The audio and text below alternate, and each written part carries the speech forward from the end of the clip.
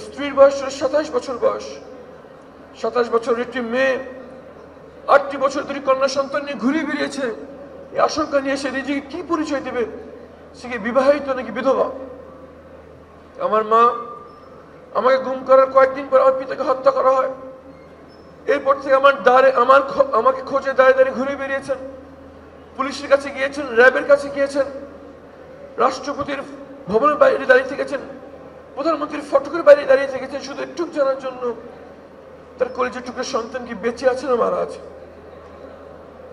সম্মানিত তরুণ ভাই এবং বোনেরা যারা এখানে উপস্থিত আছেন, আপনাদের গত 16 বছরের নৃশংসতাকে ভুললে চলবে না, বরং প্রতিনিয়ত স্মরণে রাখতে হবে যাতে আমাদের ভিতরে এই অনুভূতি সজাগ থাকে যে মানুষ যখন আখিরাতকে ভুলে যায়, যখন পরকালের জবাবদিহি ভুলে যায়, যখন সৃষ্টিকর্তার ক্ষমতাকে ভুলে যায়, লোভে এবং লালসায় যখন অন্ধ হয়ে যায়, তখন মানুষ কত নিচে নামতে পারে, কত নির্মম হতে পারে, কত মানুষ কিভাবে পশুর চেয়ে অধম হতে পারে। এই প্রমাণ ছিল গত 16টি বছরের অন্ধকার সময়। শত শত প্রাণের বিনিময়ে, হাজারো চোখ হারা পঙ্গুত্ব বরণকার তরুণদের জীবনের বিনিময়ে আমরা আবার গণতান্ত্রিক অধিকার প্রয়োগের সুযোগ খুঁজে পেয়েছি।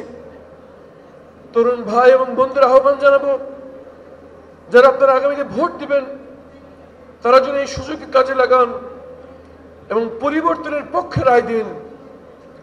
আর যাদের এখনো ভোট দেওয়ার বয়স হয়নি তাদের আহ্বান জানাবো, ঘরে বসে থাকার সুযোগ নেই। জুলাই বিপ্লবে আপনারা মাঠে নেমেছেন বলে বিপ্লব হয়েছিল, সময় এসছে আরেকবার মাঠে নেমে পড়ার। কাঁধে কাঁধ মিলিয়ে, হাতে হাত মিলিয়ে, আঞ্চলিকতার ভেদাভেদ, মতদর্শের ভেদাভেদ, ধর্ম বর্ণের ভেদাভেদ ভুলে সবাই মিলে আরেকটি নতুন বাংলাদেশ গড়ার জন্য একসাথে আজকে থেকে মাঠে নেমে পড়তে হবে ইনশাআল্লাহ, এবং শপথ গ্রহণ করতে হবে নতুন বাংলাদেশের সূচনা না করে আমরা ঘরে ফিরবো না ইনশাআল্লাহ। আর মাত্র 3টি মাস পরে জাতির ভাগ্য নির্ধারণ হতে চলেছে। 3 মাস পর নির্ধারিত হবে বাংলাদেশ একটি নতুন বাংলাদেশ হিসেবে আত্মপ্রকাশ করবে নাকি আবার সেই অন্ধকার দুর্নীতির হানাহানির রাজনীতিতে এই বাংলাদেশ ফেরত চলে যাবে।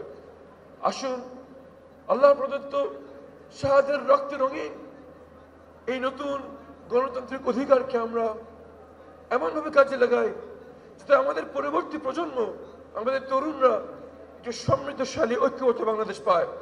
আসুন সবাই মিলে গড়ি নতুন বাংলাদেশ। আমার জন্য দোয়া করবেন। তরুণদের সামনে আসলে নিজেকে আবার তরুণ মনে হয়।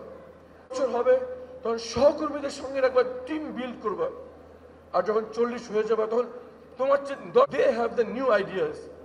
তরুণদের কাছে আসলেই আমি নতুন আইডিয়া সব জানতে পারি, নতুন বিষয় জানতে পারি।